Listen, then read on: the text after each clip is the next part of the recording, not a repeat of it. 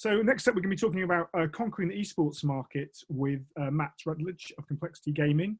I don't know if he's there. When he's getting sorted, I just wanted to take... Oh, here he is. Matt's come in. Well, how you doing, Matt? I'm doing great. Thank you so much for having me. Where are you based? It looks kind of like it's sunny there.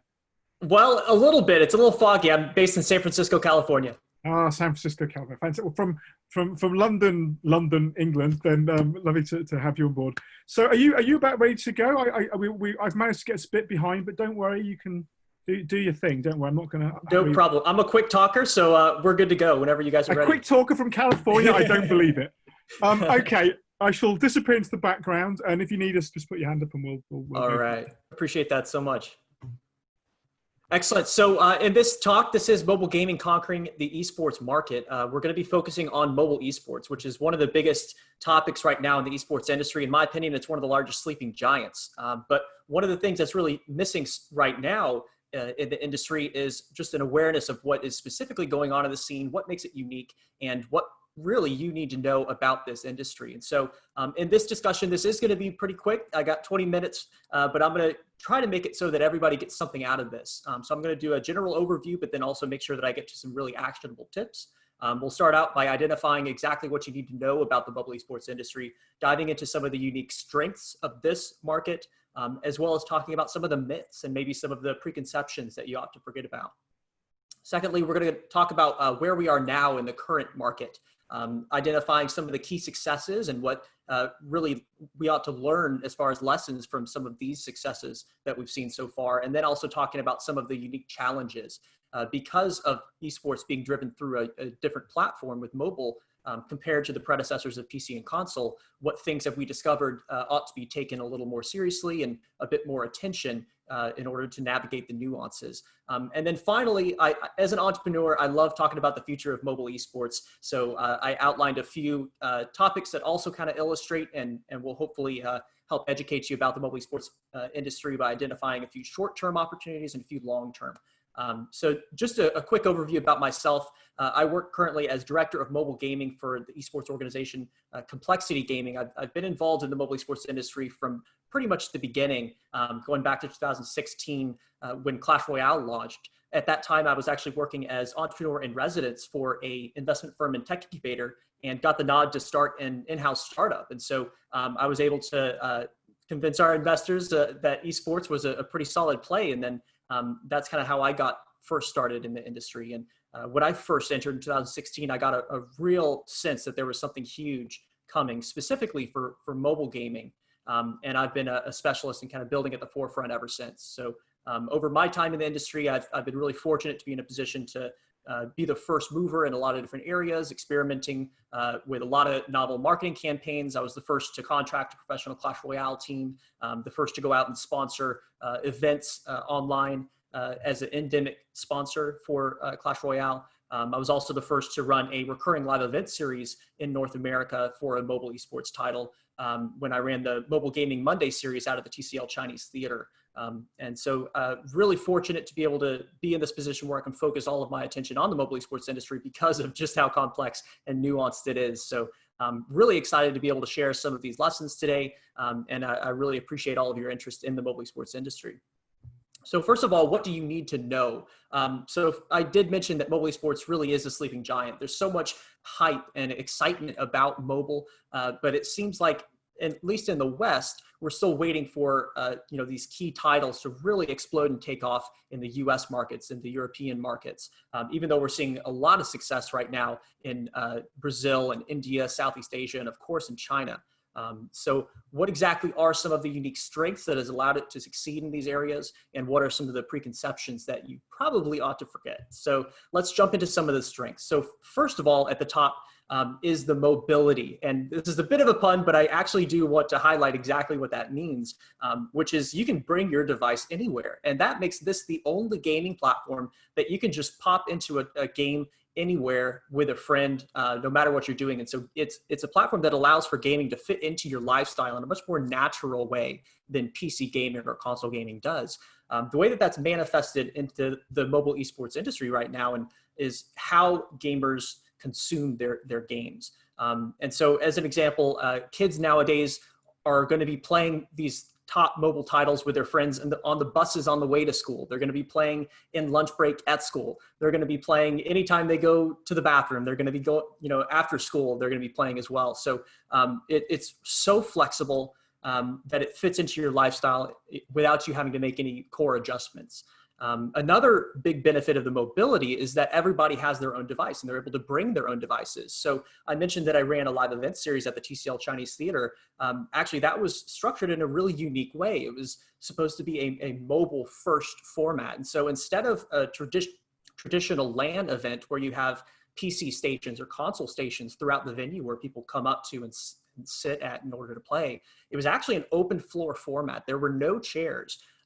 But there were stations throughout the venue. And so it was a lot more like a carnival or a festival format where the participants would walk up to a station, bring their own device, and participate in a game-related activity or a challenge or an activity in a scavenger hunt. And then they would complete that activity, they'd check it off their list and get a prize or a raffle ticket in order to win some pretty awesome swag. So that is a mobile-first format that only this platform would have allowed for because of the mobility of these devices.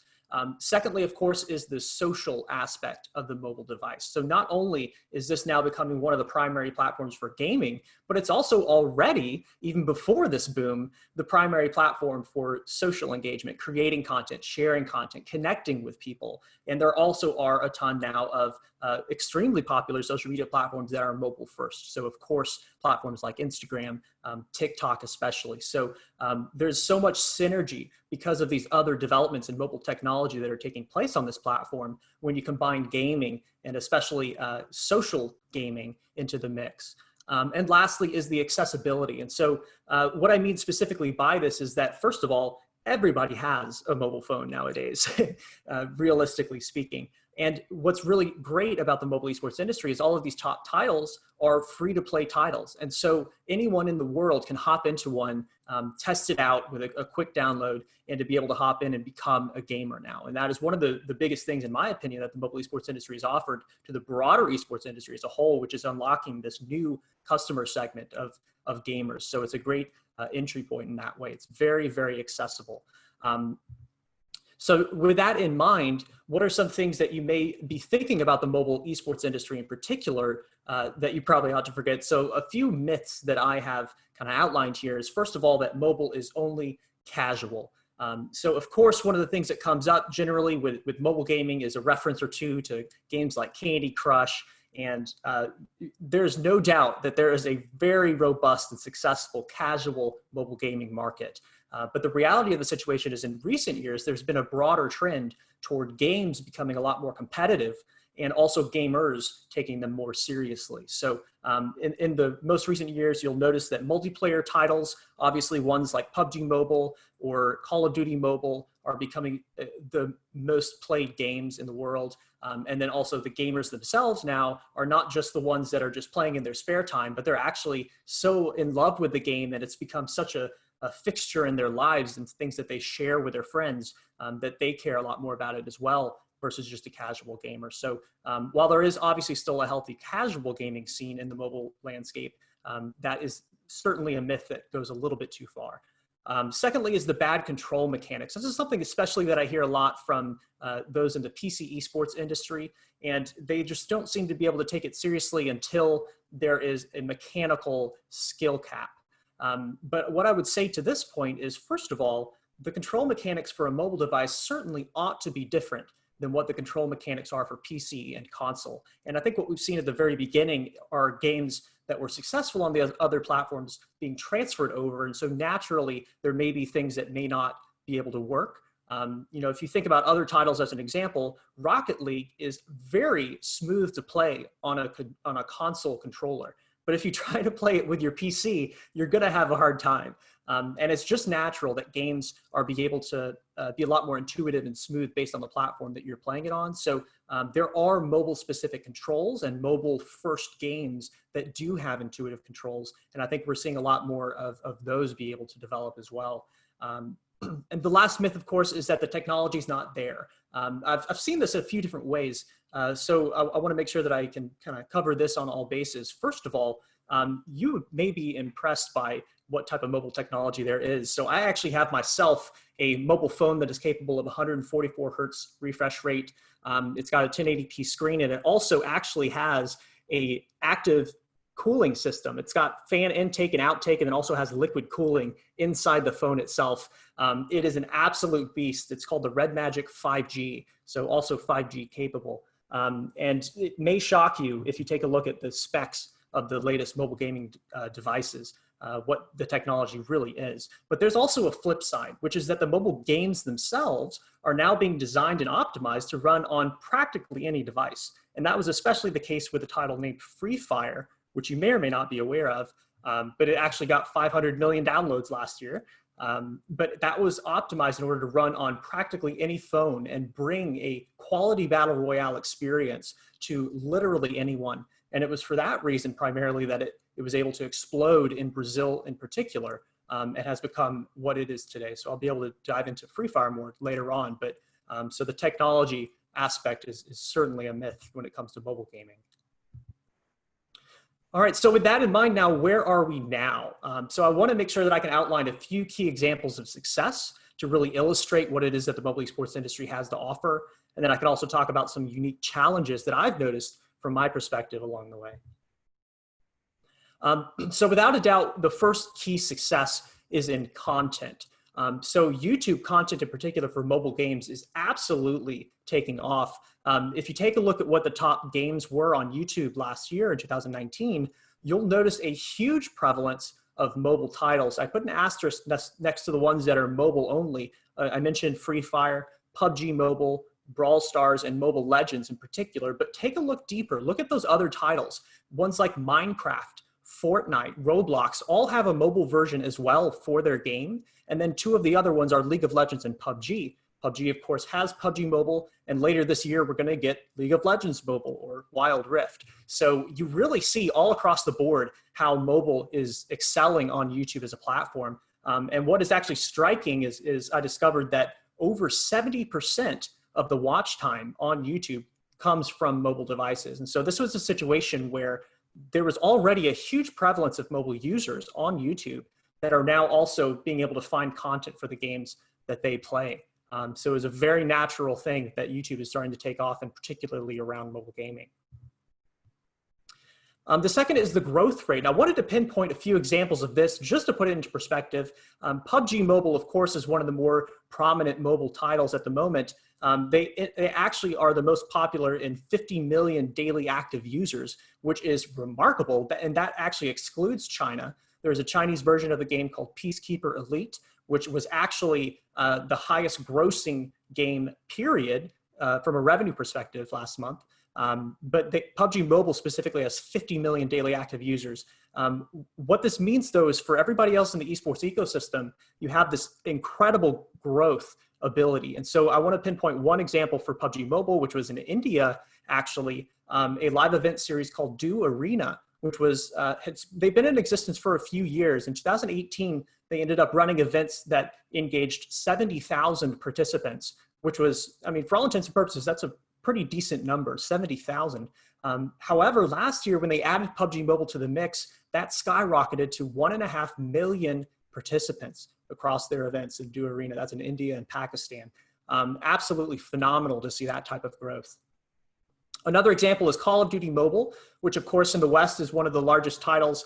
A lot of excitement. They just are in the midst of their esports championship this year that they announced.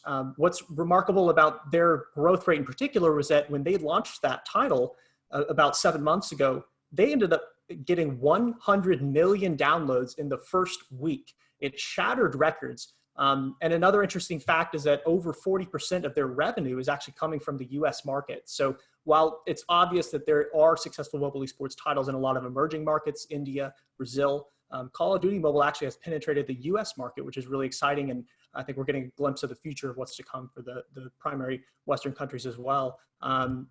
And also Free Fire. So I mentioned that they had 500 million downloads last year, the #1 most downloaded game.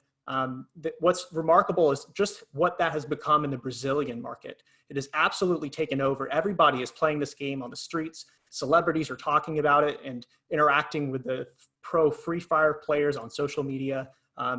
You have people like Neymar, who are, you know, a regular figure in the Free Fire scene. And it's absolutely incredible, actually. So they were the first stream to eclipse 1 million concurrent viewers on YouTube. And they quickly followed that up a few months later with a stream that eclipsed 2 million concurrent viewers on a single stream. It's absolutely remarkable what they're doing. And gateway to esports, this is something I touched on a little bit earlier. This is from a report by Newzoo where they segmented different categories of gamers in the industry. And the largest one, actually, over 27%, are what they consider the time filler, which is the person that isn't necessarily a hardcore gamer, but they love to game when they have spare time or at social events. And mobile games are the go-to one. And this is something that I think is a bit underrated in the broader esports industry as far as what mobile can offer, which is actually to engage an entirely new segment that your platform or your title that you're involved in may not be able to engage. And so mobile is a great tool in order to be used to bring esports into the mainstream by engaging this casual player base. All right, so what are some of the main challenges? This is something that I could really go on a lot about. Mobile esports industry is very nuanced, but certainly one of them is the stigma. So for whatever reasons, people in the PC and console esports industries have this stigma against mobile gamers. They don't really feel like they're real. I don't personally understand it. None of us in the mobile esports industry really understand it or care about it because we get what's going on here and we're just going to kind of keep doing us type of thing. And if nobody else wants to enter and have success, then hey, that's more for us. You know what I mean? So, but there is certainly a stigma, and I think it's a bit sad that some, you know, companies have not entered because they just perceive mobile as a platform different than others. So certainly missed opportunities there. Lots of nuances that I can talk about. One of the struggles is that when companies enter mobile esports as a category, they don't always take the time to really learn the differences based on their prior experience in PC and console industries. And I've seen a lot of things flop just because of very simple things. Even, you know, large scale productions that have been delayed days, live events because someone forgot a cable. So it really is incredible, but this industry is incredibly nuanced. Every single game is different. The reason why games are successful in each country around the world has been completely different. I mentioned a couple in the past. India was the quick growth of Pubg Mobile in India took place in large part because the network provider expanded coverage across the country very rapidly. So for the first time, all those people were unlocked. Free Fire was successful in Brazil because of that game's capability to run on low-end devices. So all of those people were unlocked. And Call of Duty Mobile in the US has been a wild success because of the Call of Duty brand and the IP. So really no cookie cutter model for success in this industry.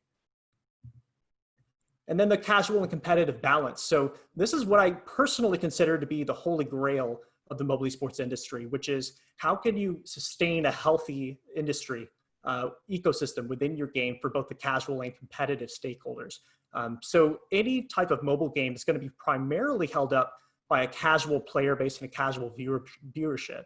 And that's just a requirement. That's just, you know, where mobile gamers are right now is they are primarily casual or at least not hyper competitive. And so the game itself needs to be tuned to cater to them. You need to make balances in game modes that engage that player base. And the publisher really makes decisions based on what their players want. At the same time, there needs to be a competitive ecosystem that develops, and the stakeholders in the industry need to have healthy competition. There's got to be events, there have to be winners. So you have to make sure that also the esport is tuned in order for healthy competition. And what has been the holy grail is the middle ground, because there can be things that that happen that are made in service of the casual players, but that sacrifice the competitive ecosystem. I've seen that in a lot of different areas, actually. And then, okay, this is what I love to talk about, which is the future of the mobile esports industry. Let me just hop into a few key examples. So first of all, in the short term, it's really obvious that mobile is continuing to become a core part of a game developer's strategy. So obviously it used to be that you launch on a specific platform, but we're seeing a lot more cross-platform capabilities built in from the very beginning. Publishers just love how mobile allows people to engage with the game in a really natural way at any time. And especially with a title like Fortnite, which has done a great job at cross-platform play, it's continuing along those trends for sure. So mobile is starting to become a core part of game development strategy. Another continuation of the trend from casual to competitive, both from the games themselves and from the players. And then also we have a couple of mobile esports titles coming out in the near future, particularly Wild Rift and Apex Legends Mobile, which I personally am really excited about. And then the long-term future, which is a couple things that are really going to impact the mobile esports industry. Obviously rolling out 5G mobile technology, so the ability to just have a lot more data coming in and out is going to be really exciting. And then also the implementation of cloud gaming. So what is going to happen once the processing itself is taken off of your local device? Well, that means one impact is that perhaps you're going to be able to have AAA games playable on your phone, right? So you won't need to download 100 gigabytes worth of game. You'll actually be able to play that without even installing a title. So I think that's going to have massive implications for the mobile esports industry in particular. And the continuation of cultural penetration in gaming in general that PC and console just can't do, because it fits into your lifestyle in a really natural way. And we've seen that in a lot of really key examples with Free Fire in Brazil and even in China as well. So that's essentially it. I wanted to make sure that I can breeze through a lot of these and get to some questions, because I know that there are a lot of questions. So thank you very much for having me. Wow, thank you, Matt. That was, wow, that's a lot in there. I was trying to think of some questions, and just when I thought you'd go, damn, he's answered it again. Yeah, very good. And yeah, that was packed. That was basically the essential 101 of mobile esports, where it's going to. So thank you so much for that. That's it was really hard to leave stuff out, but I wanted to make sure I could get to as much as possible. I know everybody watching this is busy, so. You clearly know your onions, but these videos, this video, everyone else will be available for streaming and downloading afterwards. So if people have missed it, we'll get to see it then. Let's have a look. Let me have a look. You might have kind of covered this a bit, but I'm going to try and not repeat too much ground. Oh, there we go. You mentioned esports. This is a question from the floor. You mentioned esports as a sleeping giant on mobile, and in the West especially, which is something I've kind of talked about as well. It's huge in Asia. When do you think it will kind of wake up or take off? What's the kind of catalyst there, do you think? That's a great question. I do hear that a lot as well. What's really interesting is that mobile actually has already taken off in so many other regions. We talk about it being the primary platform in China, in India, in Brazil. But what really is it going to be that's going to allow it to take off in that same way, to that same degree in the North American or European markets? To be quite honest, I think all of the other infrastructure is there. You look, there's a really healthy sponsorship landscape for the mobile market. There are already a lot of people that are playing mobile games. I really think it's as simple as a hit title needs to come along where the publisher also prioritizes esports and really leans into it to the degree that they have in all these emerging markets. And we haven't quite had that. We've had a lot of hit mobile games, and we've had a lot of successful mobile games, but not like, you know, cultural penetration levels where the publisher has done esports successfully. So I think it's as simple as that. Wild Rift is really what most of us in the mobile esports industry are waiting for, and we think this is going to be the one. But at the same time, a lot of people thought that about Call of Duty Mobile, and yet it took them 6 months to even mention and plan for esports. So yeah, really, I think you talked about earlier about kind of Clash of Clans and you being, I mean, Supercell tried to get ahead of the game, really, as they often do. They're very good at that with esports, and set up these huge looking tournaments. I went to the one in London, the World Finals, and it was incredible. It was massively impressive. At the time, there'd been nothing like that in the West I'd seen, and it was just a huge show. But yeah, I mean, I guess that ties into another question. Like, do you think some of the big publishers are still seeing this as more of a UA and engagement tool than a thing in itself? I mean, maybe that's how the console publishers see it as well. But is that fair? Yeah, I mean, that's a great question. I do think what we've yet to see is a publisher come along and really try to build out an ecosystem in esports to the same degree that we see it in League of Legends, in Overwatch. So that is really what I'm hopeful for. I do want to credit Supercell. They've done a phenomenal job with their games. They're in a really unique position where their titles are very strongly casual for the average player. And when I talk about all these nuances and, you know, things that come up, I've learned a lot of that because of Supercell's commitment to, you know, running CRL and all these other premier leagues. for their games. There's just a lot of complexity that comes along with that, but they have done a great job to their own credit. No, definitely. I'll skip something completely different. You mentioned Free Fire from Garena. We actually have Garena at a conference somewhere, looking around. They're hiring at the moment. Everyone wants to work for them. But someone said here, Garena is a listed company in Singapore, and they owned Shopee, which is Amazon, Southeast Asia, before, or similar, not Amazon. Jeff, it's not you, Jeff Bezos. It's not yours, I don't think. But they did that before they tapped into the gaming industry with Free Fire. The question is, do you think smaller studios kind of have a chance in esports, or is that, again, we talk about Supercell, talking about Garena, is it harder for small studios to kind of play in this space? Yeah, so it's interesting that is used an example. I was looking into this, and there's not much information about it, but Free Fire was actually made by a small studio in Southeast Asia, I believe. It's called, I can't recall the name. I saw it once. It was like 121 something. But yes, so actually I've seen a lot of really successful mobile esports titles being put on by smaller studios, and actually obviously with so many robust game engines now, it's becoming very powerful with a much smaller team. Another thing that's very unique to the mobile esports industry is that in general, mobile publishers are much smaller than PC or console just as a whole, and so they actually have to rely on a lot more third-party partners. Yeah. So actually, if you are a smaller company, that is one advantage in the industry, which is that you'll be able to come across a lot more fully equipped partners that you can rely on in order to operate. We had ESL on here earlier. I know they do a lot in mobile as well. I'm gonna say hello from Veli-Pekka Perenainen. I always pronounce his name badly, but he said hello. But I'm also going to I'm just going to combine the last sort of two questions into one, and then I'll have to eschew into the digital ether. But there's a question here that says, you touched on technology, you talked about your phone, an incredible phone, but you also said that, worked on that. So enhanced phone technology and connectivity, a better future, and a kind of small separate question, but does it lag when you stream and play PUBG on mobile at the same time? So I guess that's tech and 5G really. Like, is 5G going to be really helpful for esports on mobile? Yeah, and to your point about streaming, I think that's exactly what's going to be unlocked as soon as 5G fully rolls out, which is you're going to be able to have the data in order to play smoothly and stream at the same time. And especially with the way that mobile gamers consume and behave around these types of titles, they love sharing. So if streaming also can become a natural part of a mobile gamer's experience, I just think that is going to really cause a lot of streaming platforms to explode with the mobile games industry as well.